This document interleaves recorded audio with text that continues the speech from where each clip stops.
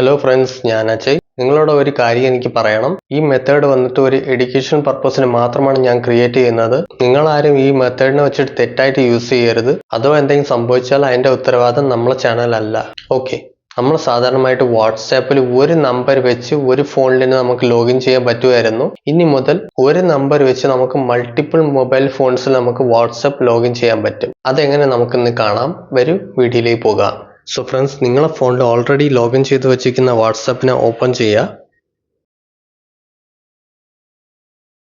Open ചെയ്തതിനു ശേഷം മുകളിൽ കാണുന്ന 3 ഡോട്ട്സിൽ ക്ലിക്ക് ചെയ്യുക. ഇവിടെ കാണുന്ന ലിങ്ക്ഡ് ഡിവൈസിൽ ക്ലിക്ക് ചെയ്യുക. അതിനുശേഷം ഇവിടെ കാണുന്ന ലിങ്ക് എ ഡിവൈസിൽ ക്ലിക്ക് ചെയ്യുക. യൂസ് എ മൊബൈൽ ഡാറ്റയിൽ ക്ലിക്ക് ചെയ്യുക. നിങ്ങളെ മൊബൈൽ ഫോണിൻ്റെ ലോക്ക് കൊടുക്കുക. എന്നിട്ട് ഇവിടെ ഒരു ക്യാമറ ഓപ്പൺ ആവും, സ്കാൻ ചെയ്യേണ്ട ക്യാമറ.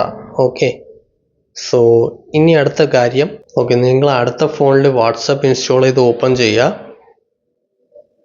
സോ ഞാൻ ഓപ്പൺ ചെയ്തു. ഇവിടെ അഗ്രി ആൻഡ് കണ്ടിന്യൂ എന്ന് കൊടുക്കുക.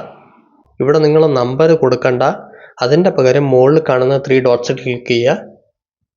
ഇവിടെ ലിങ്ക് ആസ് കമ്പനിഷൻ ഡിവൈസിൽ ക്ലിക്ക് ചെയ്യുക. അതിനുശേഷം ഇവിടെ ഒരു QR കോഡ് വരും. അതിന് നിങ്ങൾക്ക് ഈ ഒരു ഫോൺ വെച്ച് സ്കാൻ ചെയ്ത് നിങ്ങൾക്ക് ഇതിലേക്ക് ആക്സസ് ചെയ്യാം. ഓക്കെ, സോ ഞാൻ ഇപ്പോൾ ചെയ്ത് കാണിച്ചു തരാം. ഈ ഒരു ഫോണിന് നിങ്ങൾ ഓൾറെഡി ഓപ്പൺ ചെയ്ത് വെച്ചിരുന്ന ക്യാമറ വെച്ച് ജസ്റ്റ് സ്കാൻ ചെയ്ത് കൊടുക്കുക. അതിവിടെ ലിങ്ക് ആവാൻ തുടങ്ങും. സോ ഇതിലുള്ള എല്ലാ ചാറ്റ്സ് ഇതിലും വരും, ഇതിലും കാണാൻ പറ്റും. കണ്ടോ? സോ ഞാനിവിടെ ബാക്ക് അടിക്കുക.